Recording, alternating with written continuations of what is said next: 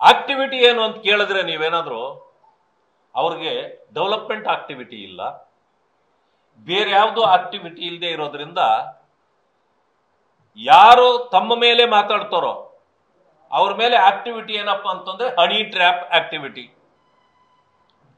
ಈಗ ನಿನ್ನೆ ರಾಜೇಂದ್ರ ಇನ್ನೊಂದು ಹೊಸ ವಿಷಯ ತೆಗೆದಿದ್ದಾರೆ. ನನ್ನನ್ನೇ ಕೊಲ್ಲಲಿಕ್ಕೆ ವ್ಯವಸ್ಥೆ ಮಾಡಿದ್ರು, ಸುಪಾರಿ ಕೊಟ್ಟಿದ್ರು ಅಂತ. ಅಂದ್ರೆ ಸುಪಾರಿ, ಹನಿ ಟ್ರ್ಯಾಪ್ ಇವೇ ಇವರ ಆಕ್ಟಿವಿಟಿಗಳು. ಯಾರು ಒಬ್ಬರ ಬಗ್ಗೆ ಮಾತಾಡ್ತಾರೆ ಅವರನ್ನು ಮುಗಿಸ್ಬೇಕು. ಬೇರೆ ಪಕ್ಷದವರ ಬಗ್ಗೆ ಇವಾಗ ಸಮಸ್ಯೆ ಇಲ್ಲ ಅವ್ರಿಗೆ, ತನ್ನ ಪಕ್ಷದವರದೇ ಸಮಸ್ಯೆ. ಅದಕ್ಕೆ ನಾನು ಮುಖ್ಯಮಂತ್ರಿಗಳಲ್ಲಿ ಆಗ್ರಹ ಮಾಡಿದೆ, ತಕ್ಷಣ ಈ ಹನಿ ಟ್ರ್ಯಾಪ್ನ ವಿಚಾರವನ್ನ ನೀವು ಎನ್ಕ್ವೈರಿ ಮಾಡಿಸಿ ಅದರಿಂದ ಯಾರಿದ್ದಾರೆ. ಯಾಕೆಂತಂದ್ರೆ ಹನಿ ಟ್ರ್ಯಾಪ್ ಅಂದ್ರೆ ಸಣ್ಣ ವಿಷಯ ಅಲ್ಲ. ಜನರಿಗೆ ಹನಿ ಟ್ರ್ಯಾಪ್ ಅಂದ್ರೆ ಏನು ಅಂತ ನಮ್ಮ ಕನ್ನಡಿಗರಿಗೆ ಗೊತ್ತಿಲ್ಲ. ಇದು ವರ್ಡ್ ಹನಿ ಟ್ರ್ಯಾಪ್ ಅನ್ನೋದು ಇಂಗ್ಲಿಷ್ ಪದ. ಹನಿ ಅಂತಂದ್ರೆ ಸಹಜವಾಗಿ ಜೇನು ತುಪ್ಪ ಅನ್ಕೊಳ್ತಾರೆ, ಇಷ್ಟೇ ಗೊತ್ತಿರೋದು ಜನರಿಗೆ. ಆದ್ರೆ ಈಗ ಜನ ತಲೆ ಕೆಡಿಸ್ಕೊಳ್ತಾ ಇದ್ದಾರೆ, ಏನ್ ದಿನಾಡ್ ಹನಿ ಟ್ರ್ಯಾಪ್ ಅಂತಾರಲ್ಲ ಏನು ಅಂತ.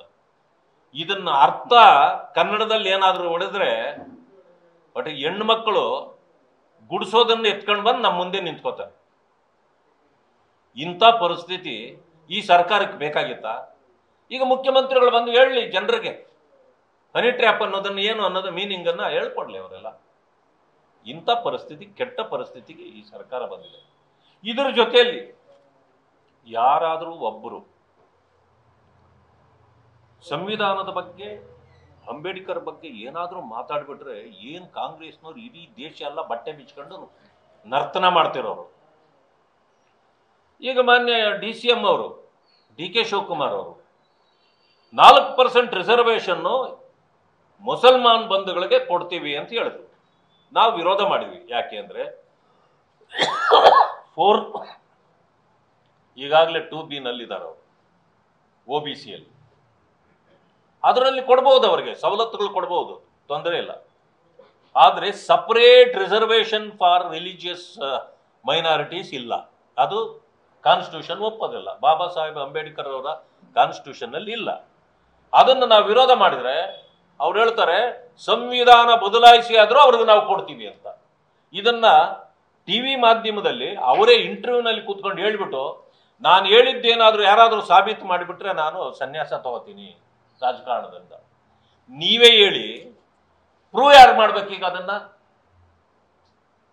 ಈಗ ಇಂಥ ಉದ್ಧಟತನದ ಹೇಳಿಕೆಗಳೆಲ್ಲ ಕೊಟ್ಟು ಮಾಡ್ತಾರೆ. ಈಗ ಯಾರಾದ್ರೂ ರಂಪ ಮಾಡ್ತಿದ್ರಲ್ಲ, BJP ಅವ್ರು ಹೀಗಂದ್ರು ಹಾಗಂದ್ರು ಅಂತ, ಈಗ ನಿಮ್ಮ ರಾಜೀನಾಮೆ ಯಾವಾಗ? ದೇಶದ ಮುಂದೆ ಕಾಂಗ್ರೆಸ್ ಈಗ ಬೆತ್ತಲಾಗಿದೆ.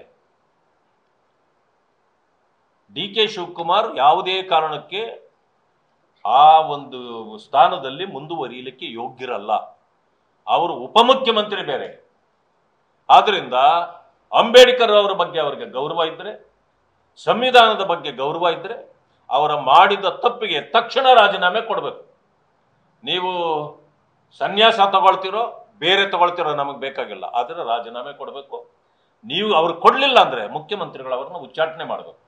ಇದು ತಮ್ಮ ಮೂಲಕ ನಾನು ಮುಖ್ಯಮಂತ್ರಿಗಳಿಗೆ ಆಗ್ರಹ ಮಾಡ್ತಕ್ಕಂಥದ್ದು. ನ್ಯೂಸ್ ಫಸ್ಟ್, ನಿರ್ಭೀತಿಯಿಂದ ನಿಮ್ಮ ಪರವಾಗಿ.